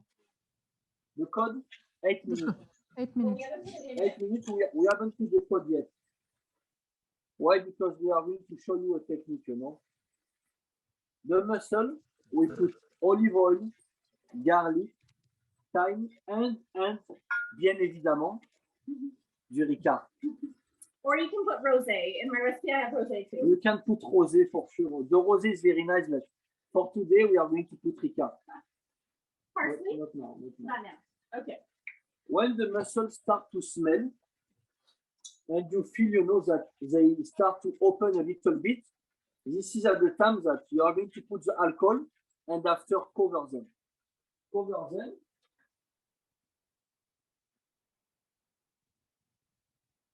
With this one. And when you have the sound, when you put the alcohol, it's a good one. Does that mean? Voilà. Le persil? Now we cover. And you have the sound, you know, it's like in a cocotte. It's perfect. So my oven is at 413 right now, 414. I'm gonna wait for it to get up to 460 and then we're gonna put the baguettes in. But I'm actually going to score the baguettes before put them in. L'huile d'olive est là. So what is the temperature? 416, you said? 460. And no, there are no water. There's no water in with the mussels. Use the alcohol. It's really just to cover. Yeah, because the mussel, you have the vegetation juice, you know, the natural vegetation juice, and you are going to have more juice than you see. So no water to steam the mussels. I'm going to show you two different techniques for scoring the baguettes. Scoring the baguettes is to let it be, how do we know if the mussels are safe? We're only going to eat the ones that open, right, babe? Yes. Yes. And the mussels is just how many minutes? 5 minutes. 5 minutes on the mussels. Look at that. Look at that. Do you turn the stove off when you cover them or not? That was one question. No. Nope, it's still on high. Look at that. Look at that. How it's beautiful. Okay, that's pretty. Your camera so that, oh, cool. Can you see? Yes. That looks amazing. We're gonna eat the ones that are really wide open. You don't want to touch the ones that are closed. Okay, scoring the baguettes, because we're gonna need to put those in right away. If you don't have a pastry lame, I suggest using scissors. This is a technique that my husband showed me for scoring the baguettes. If you've never scored baguettes before, which actually made it very easy and less intimidating for me to make baguettes for the first time. You just take the scissors in at an angle. It's like at a 45-degree angle, and you slice into the baguette and you make these little cuts, and you take it about like 3/4 of the way down, and I split the baguette from one side to the next. And I'm getting a wonderful facial from the mussels right now. So this is version 1 of baguettes. If you have a pastry lame, You can stop the mussel. so if you're making the mussels with us, you can stop the mussels now because it's been 5 minutes. And you can leave them in the pot. Yes.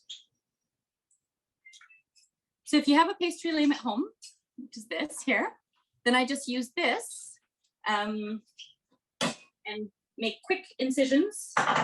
This one looks more like you would find in a pâtisserie, and you don't dive down very deep. So I've got 2 versions here,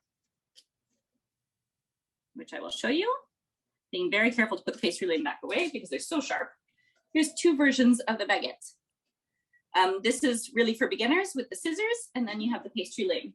And I have that little bit of flour that I sprinkled on the top. My oven has just hit 460. So I'm going to put the baguettes in. First and foremost, I'm going to put a pot with some water, or a tray with some water in the oven.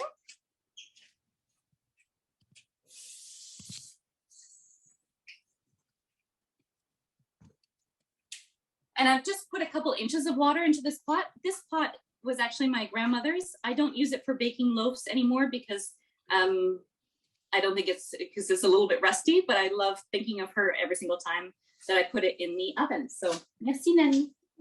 We're gonna put this in the oven on the very bottom rack. And the oven is very hot, so careful. And then we are gonna put the baguettes in the oven as well. Yes. Look at you. Allez. So I'm going to set the timer for 18 minutes. Depending on oven temperatures, they change so drastically. I had an oven before where it took me 28 minutes to make these baguettes. This oven here really takes me 18 minutes. So it ranges a lot. I suggest to keep an eye on it and keep looking at your baguettes. If you have a hot oven, maybe put the timer on at 15 and continue to look. You want a crust that it's really hard, that when you tap on it, it goes tuk, tuk, tuk. But you want a baguette that it's not too dark in color. I like a dark color because it feels, I like the crunchy outside, but not too dark, obviously. Baguettes are on the middle rack. And I put them directly, if you have a baguette pan that they were rising on, you put it directly in, same thing as this cookie sheet. So now the steam is in the oven. If you have a steam oven, you don't need to put the pan with the water in the bottom. But if you don't have a steam oven, just put the water in the bottom of the pan. And the oven again is at 460, 460. He's eating the mussels as we go. Are they good, Chef? Very good. Very good? Very good. So we're going to, and mussels, oh my gosh, a glass of white wine, champagne. We have a bottle of champagne from Schneider's on Capitol Hill. Thank you so much, Natasha, for bringing it over to us. We are going to enjoy that with these mussels. We're going to put the parsley on now that this is cut. Voilà. All of it? Yeah. Voilà. Olive oil, maintenant. On mélange. Voilà. Oh. Annie is asking whether you turn on convection style or traditional oven for the baguettes. So what do you do for people who don't have an induction oven? This is the simplest, I just use regular. This is the simplest recipe meant for people that don't have sophisticated kitchen equipment, that you can really... Like us. We upgraded our stove recently. If you look at my stories on Instagram from last year, you will see that we have the white stove that was in the home that we bought. And I think it dates from 1989. And for a solid year, I was cooking on this white stove electric. It's quite funny, actually. Here we go. So these are in the middle rack, right? In the middle. Mm-hmm. What should be the time for the baking of the baguettes? The what? The time for the baguettes. I set the timer for 18 minutes. Okay. But we're going to continue to check on them because all ovens are very different. Yes. So these are the mussels and they smell absolutely delicious. They are very good. And this on its own is an incredible dish. Again, I said we were doing this is quite a in-depth or many different recipes at the same time. But you could cook this on its own. And this is what I love about learning Pain d'Aioli is you're starting with something that is rather complex, but you're learning so many recipes that you can then break apart. Now, the caviar, the cod. The cod. So we're going to leave these here on the stove. They're not on heat, but I just really have no more counter space. Wait. If you can see that the milk is starting to boil a little bit of evolution or boiling.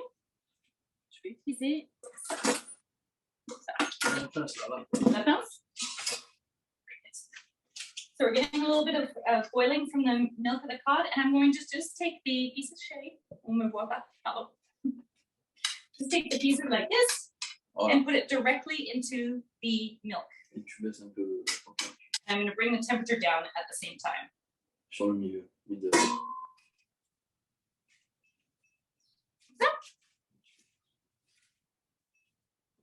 L'artichaut. Vous montrer l'artichaut? Yes, and Natasha, can you set the timer for 8 minutes? And in the milk mixture was the garlic and thyme that I shared with you earlier. So now we're going to use the artichokes. Tu peux leur montrer si tu veux. So Sebastian, go. We're going to cut this in half. So normally you would trim the artichoke before cooking it, but because we love the presentation of a beautiful artichoke cut in half on the grande aioli platter, it just looks such a beautiful. And the heart, you know, you can see that the heart is cooked, the tail the same. And if you want to take and tear, you know, the side is very nice.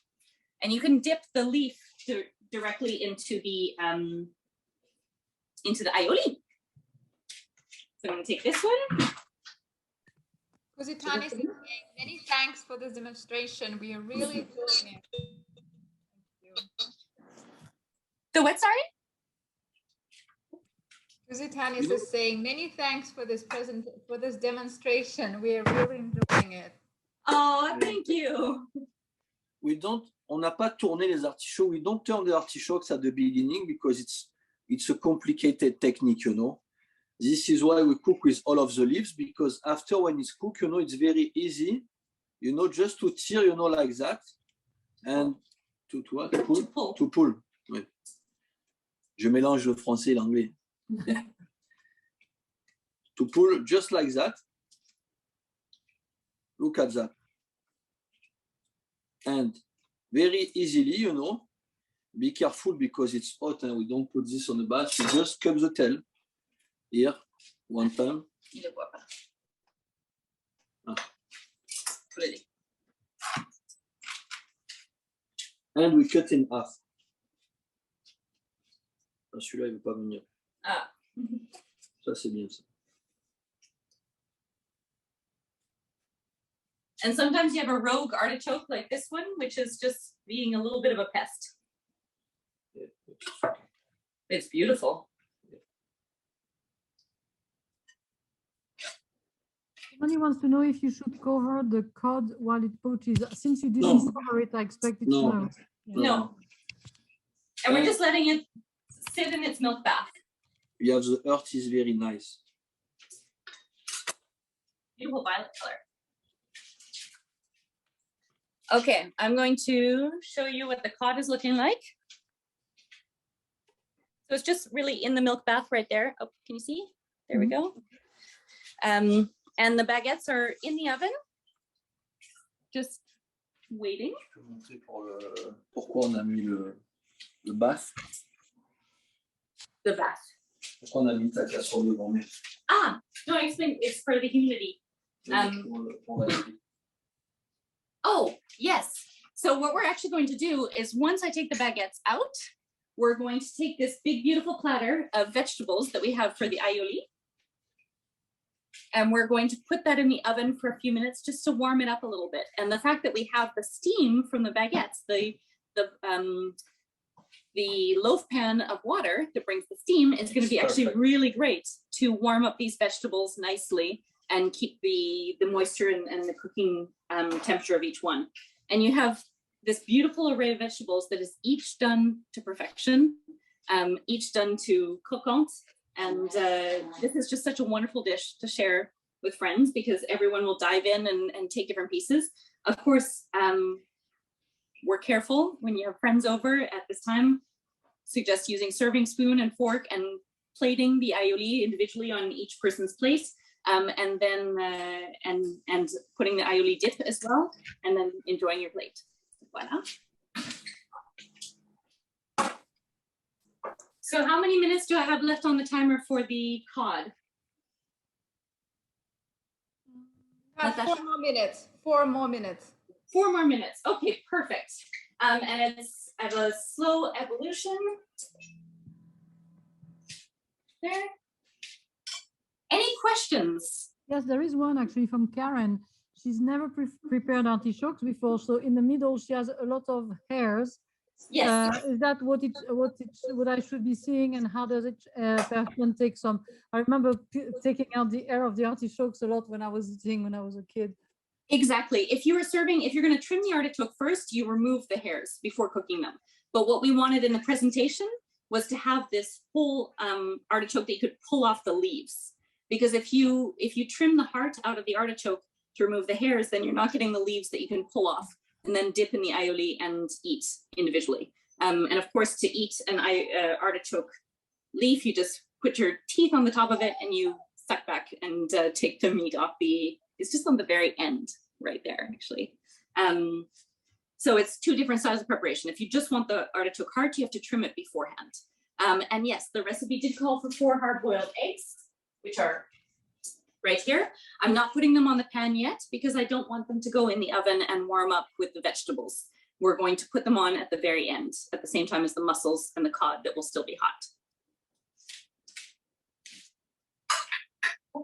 The cod is looking nice. Baguettes are looking nice. Any questions? We have a moment. There was one actually earlier on. I'm sorry, I forgot about Catherine. She said that, did you have a recipe for the baguette that was different? That is a different kind of flour with like whole wheat. Maybe Catherine wants to take over, want to speak, because it's not that I ignore the question. Is I wanted for you to still be taking care of the baguette for me, for her to ask the question. Catherine, can you ask if you're there? Yes, I am. I occasionally go to that wonderful bakery in Georgetown, the French bakery, and they sell something called céréales. And it's a French baguette that is made with sort of a multi-grain, which seem to be a little bit healthier. I don't know. But is there a way to do a multi-grain or a whole wheat baguette?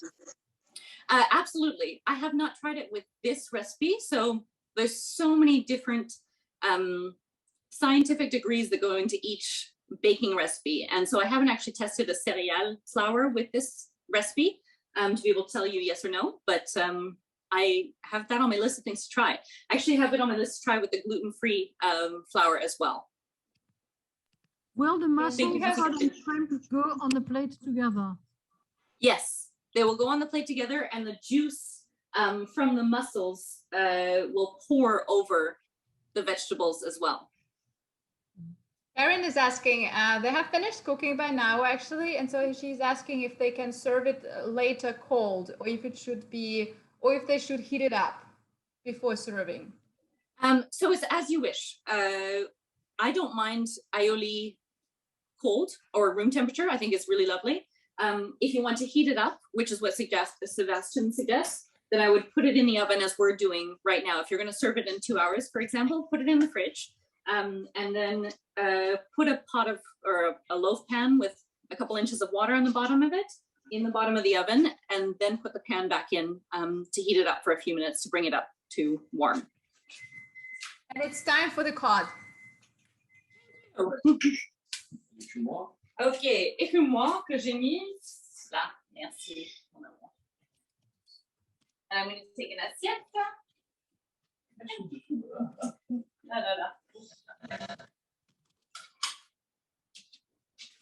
So I'm going to take the cod directly out of, and this is Heidi. So you're seeing the entire family.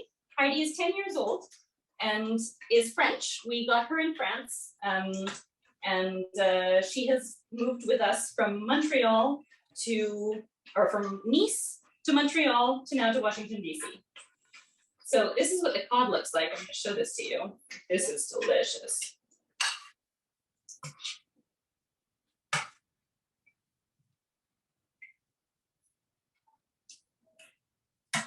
Sebastian, I want you to verify the cooking doneness, because these are a little bit thicker than we had last time. They are perfect. They are perfect? How do we know they're perfect? Because it's flaking off like that? Pierre just waking up. He slept for a little bit. So the cod is beautifully flaky. Absolutely love this. You see a piece of garlic right there. And it's really juicy and milky and will be absolutely amazing. So 8 minutes with this thickness. If you're using a thinner piece of fish, then yes, do take a keep a look on it. So a note about baguettes. How are your baguettes smelling? Is the great? Yes, really good. But Natasha? I haven't seen them yet. But they smell good. Est-ce que tu mets un peu de fleur de sel par-dessus? Non. Non, pas de fleur de sel. Pas maintenant. Quand à l'envoi. Perfect. And if you're looking for the recipes, they're all on my blog. If you go onto lechefswife.com, all the recipes are there. Oh. The baguettes have 3 minutes to them. Elles sont belles. J'attends encore une minute. There was a question about the fact that somebody had the cod fell apart. What's the inch of thickness? I'm not sure. The inch of thickness, I think there was a 2-inch thick fillet. If you ask to your fish monk, ask for 8 or 10 ounce piece. An 8 or a 10 ounce piece? Yeah. Je pense qu'il faut enlever ta planche et tu vas présenter les baguettes. My baguettes are almost ready. Take a look at them. Take a look at the colors. See what you think. You don't want them to get too dark. Oh. I'm going to take this away. Oh my God. Pierre, dis bonjour. Dis bonjour, Pierre. Oh. Any questions for Sébastien while he is here with Jack? Des questions? Well, yes, I have one, Sébastien. So you're from Provence. My mom family is from Provence as well. Yes. So you had the Grand Aioli only in summer, because we used to have it on Christmas Eve. Yeah, you can have this, all of the year, because this is vegetable you can find, essentially all year, except, for the artichokes. But it's nice because it's convivial, it's family style, and c'est gourmand. En été, in summer, it's very nice with a glass of rosé or a glass of champagne, and you feel well because it's not too heavy. It's vegetable, fish, and it's not a mayonnaise. It's a potatoes emulsion. It's very light.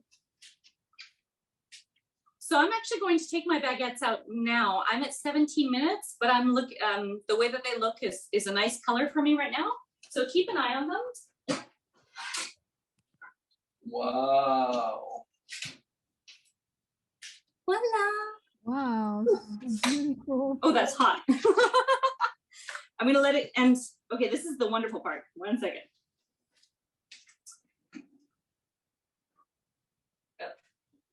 Of course, I'm in yet. Yeah, derrière. Il est là. So you have the two versions of the way that they were cut here. So you have the beginner version with the scissors, which also looks really nice. I love how it has the little peaks.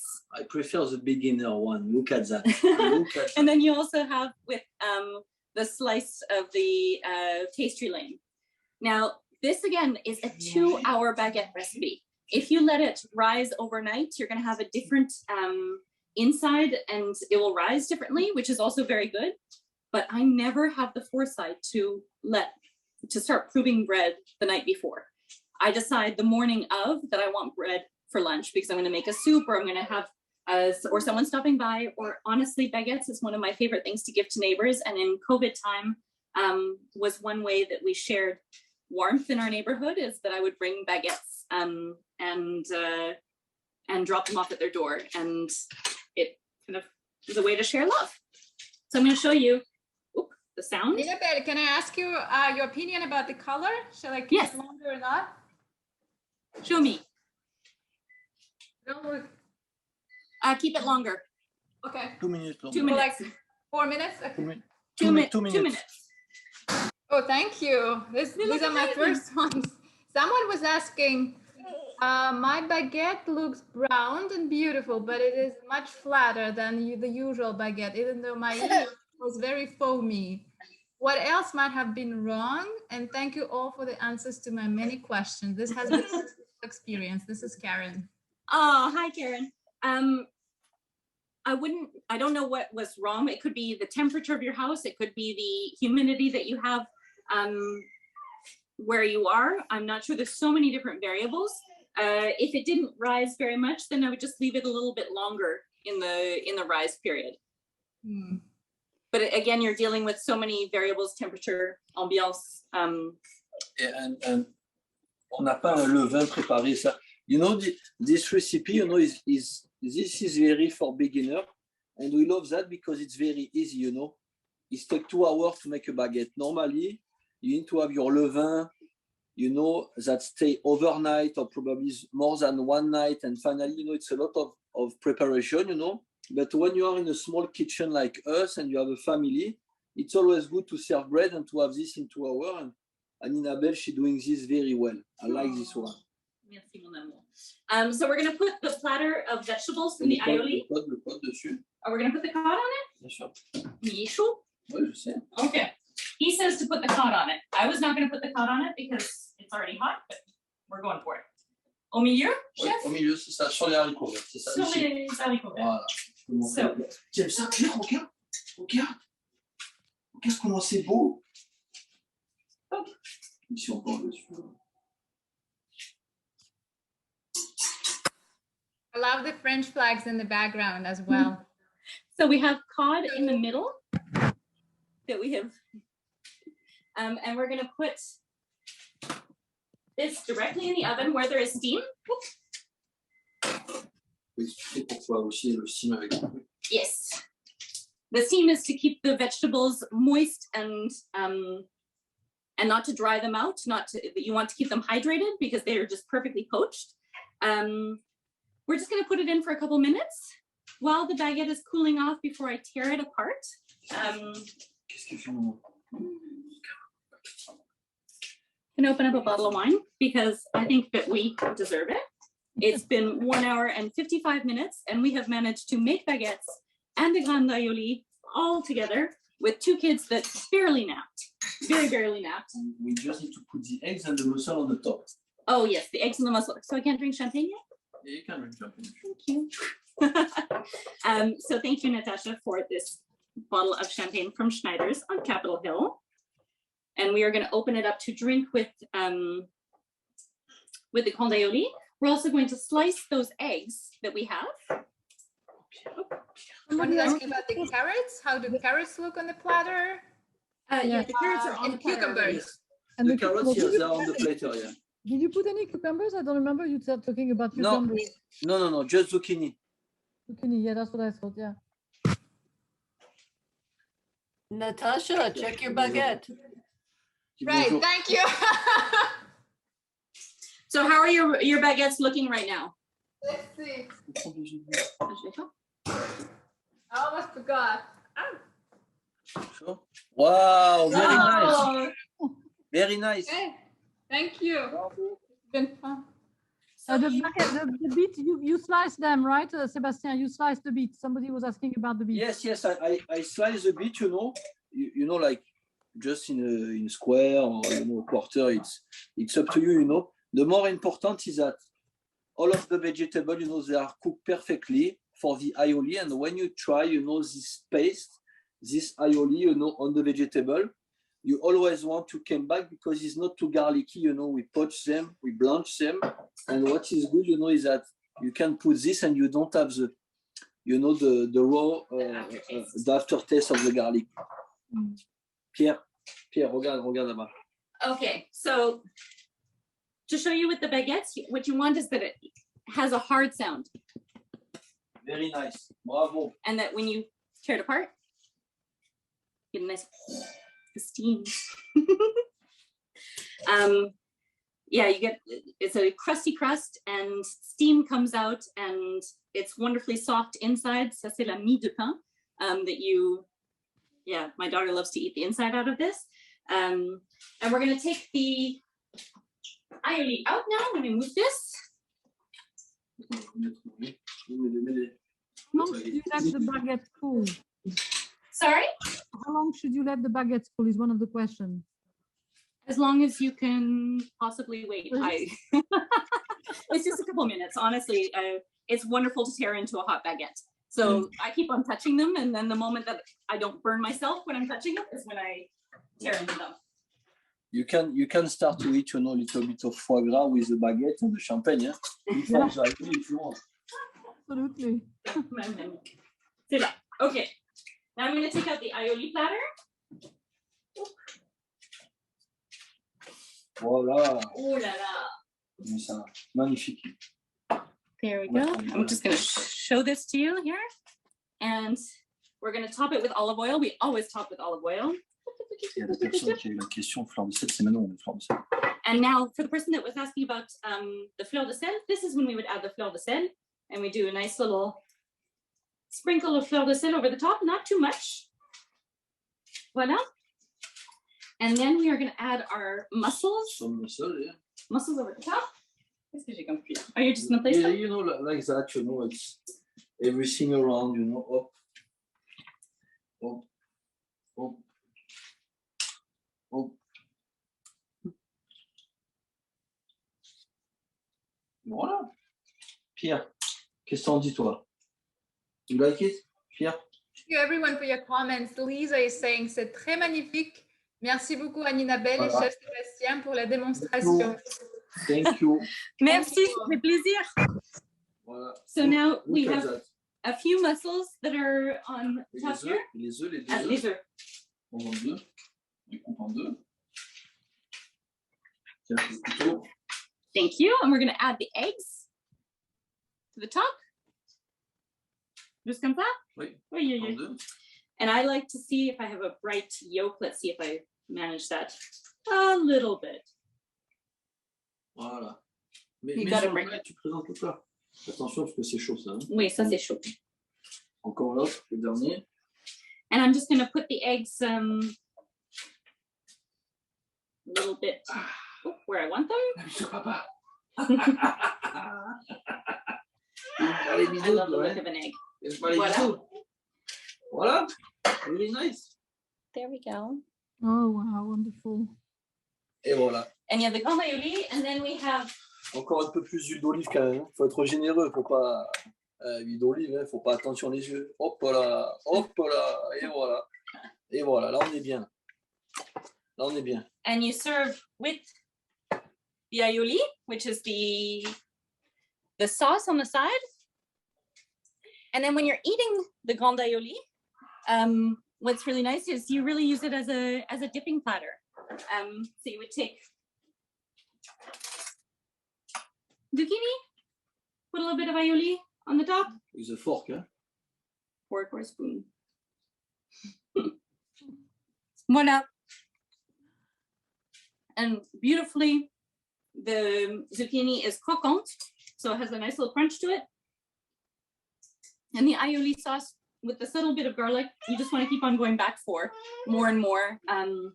And this is the kind of platter that would last for a long time and is perfect for an evening of conversation and friends and fun and champagne and baguettes and enjoy yourselves. Voila. Thank you so much. Merci beaucoup. Thank you for cooking for us for 2 hours, really. I can only imagine how many days you put into the preparation. Really, with all really comments, I can see that they've been enjoying it so much. I can't wait to try my baguettes. And yeah, so I saw some of you cooking along. That's great.